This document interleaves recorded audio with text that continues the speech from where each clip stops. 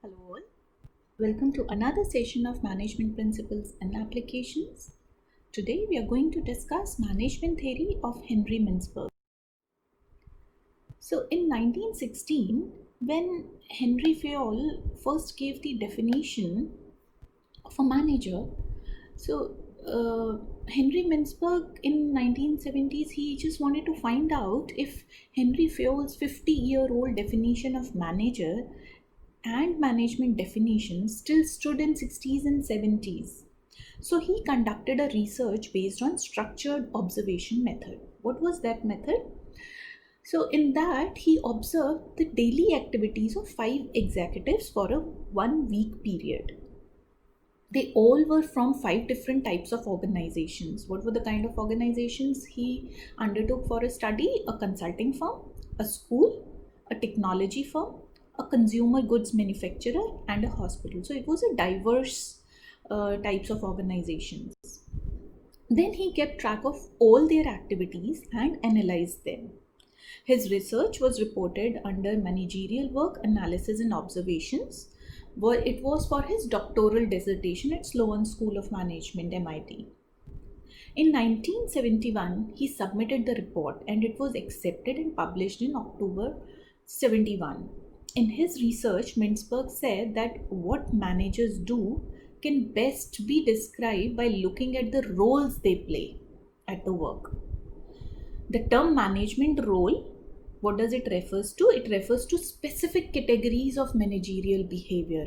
He identified 10 roles that a manager played in an organization, which fall into 3 basic categories: interpersonal roles, informational roles, and decision roles. So, what are those 10 roles? Figurehead, leader, liaison, monitor, disseminator, spokesperson, entrepreneur, disturbance handler, resource allocator, and negotiator. Now, let us see how we can categorize them in his 3 managerial roles. So, interpersonal roles, being a figurehead, leader, and liaison, he exhibits the interpersonal roles. Being a monitor, disseminator, and a spokesperson, he shows his informational roles. Entrepreneur, disturbance handler, resource allocator, and negotiator, he gives decisional roles. Now, interpersonal roles. So, these roles relate to the manager's behavior that focuses on interpersonal contact. Interpersonal roles are the roles that involve people, that people can be subordinates or people outside the organization also, and other duties that are ceremonial and symbolic in nature. The 3 interpersonal roles includes being a figurehead, leader, and a liaison. What is being a figurehead? The figurehead performs symbolic legal or social duties. He is all social inspiration, legal, and ceremonial obligations. In this light, the manager is seen as a symbol of status and authority. So he performs social and legal duties as a symbolic leader. What are the examples of that? Like, he greet visitors, sign legal documents, attend ribbon cutting ceremonies, host receptions. So all these things are the roles of as a figurehead. Then we come to a leader. The leader builds relationship with employees and communicates with, motivates, and coaches them.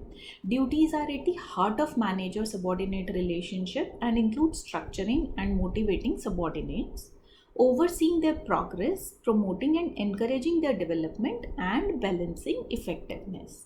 So, what would be the manager's role as a leader? So, directing and motivating subordinates, and also selecting and training his employees. The examples are almost all the interactions with subordinates a leader does. Being a liaison, the liaison maintains a network of contacts outside of the work unit to obtain information, describes the information and communication obligations of a manager. One must network and engage in information exchange to gain access to knowledge bases. So, as a license, he would be establishing and maintaining contacts within and outside the organization. So, for example, business correspondence, participation in meetings with representatives of other divisions or organizations will be done by the manager and under the liaison role. Informational roles.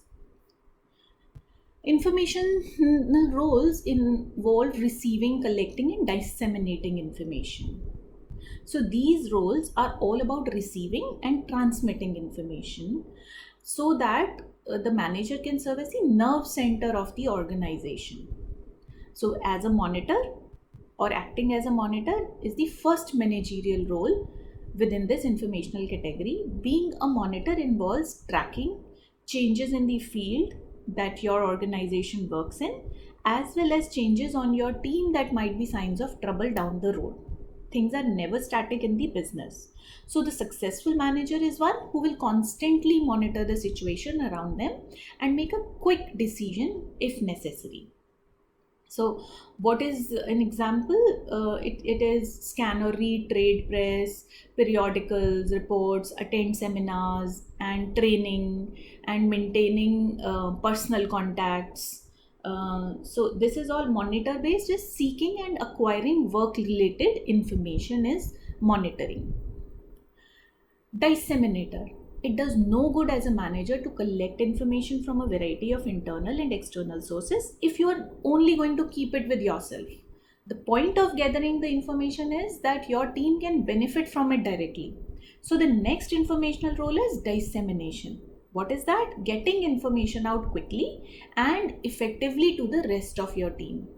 Wasted time by team members on a certain part of project often has to do with them not possessing all the relevant information. So make sure they have it as soon as possible.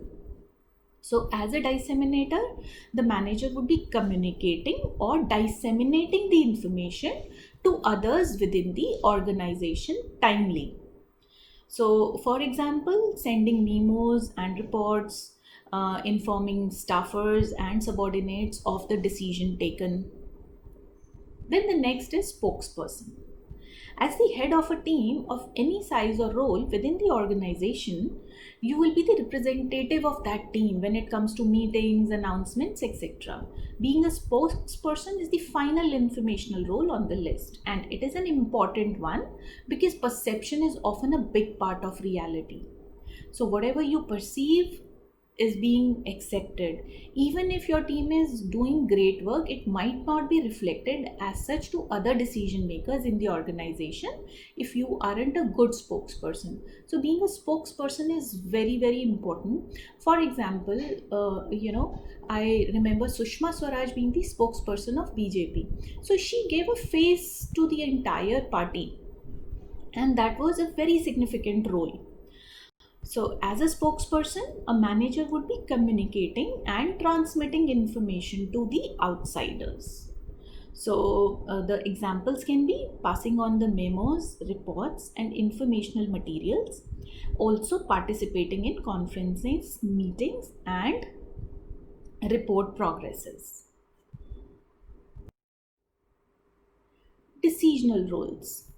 So, the decisional roles, they revolve around making choices.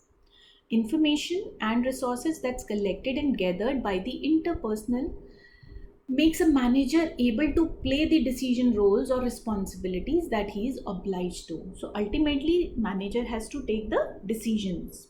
The four decisional roles are: the first is entrepreneur. In some ways, being a manager within a large organization is like running your own small business. While you will have managers above you to answer to, you will still need to think like an entrepreneur in terms of quickly solving problems, thinking of new ideas that could move your team forward and more. This is the first role within the decisional category. So basically, the entrepreneurial role is exhibiting or identifying new ideas and initiating improvement projects. So implement innovations and plan for future. All these things comes under entrepreneurial roles. The next is disturbance handler.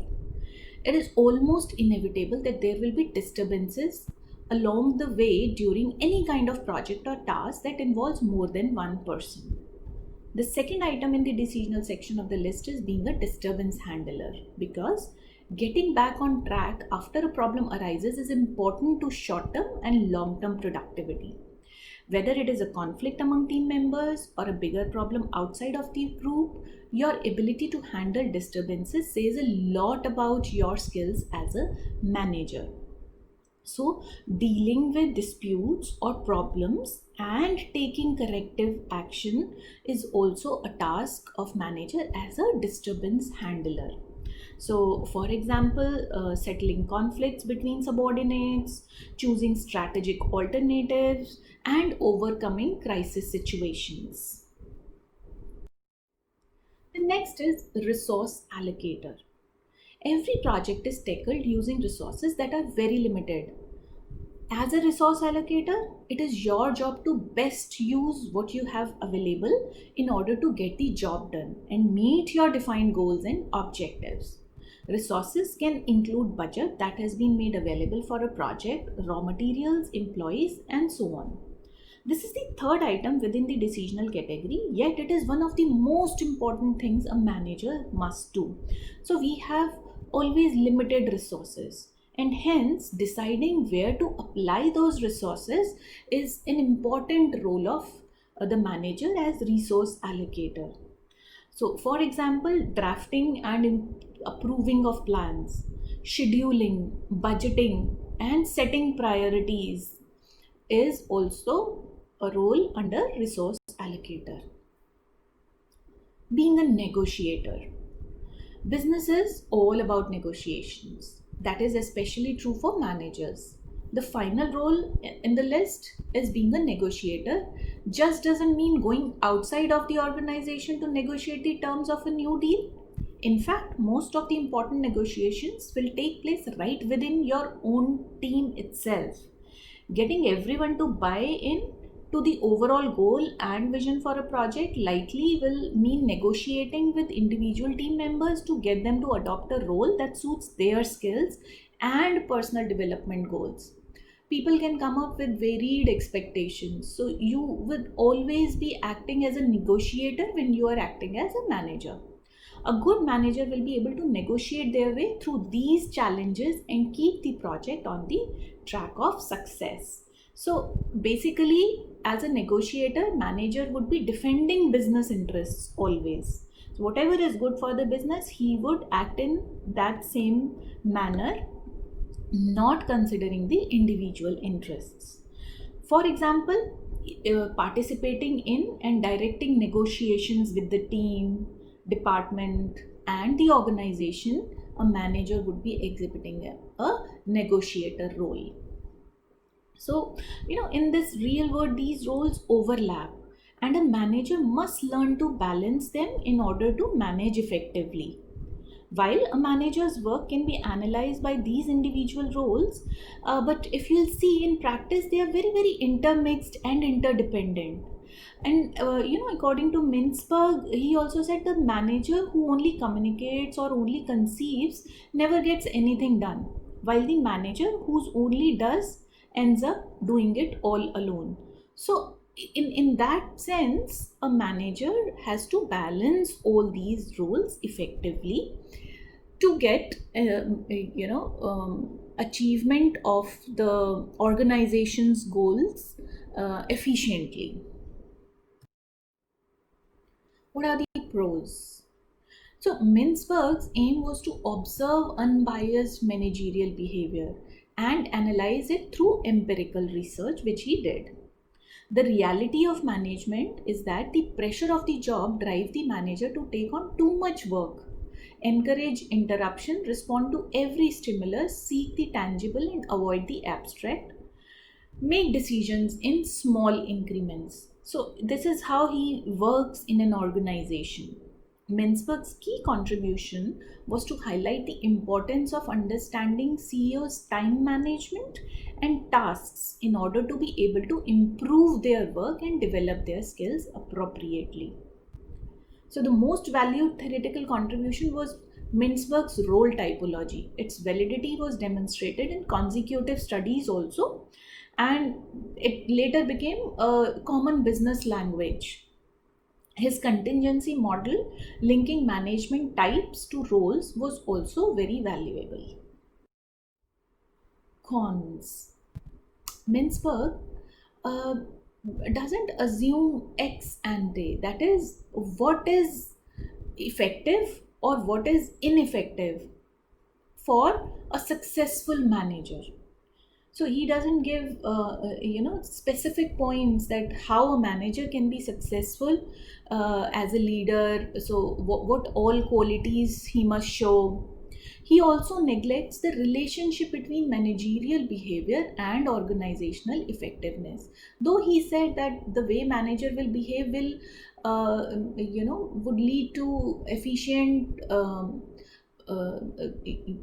achievement of the goals of the organization. But he failed to categorically relate managerial behavior with the organizational effectiveness.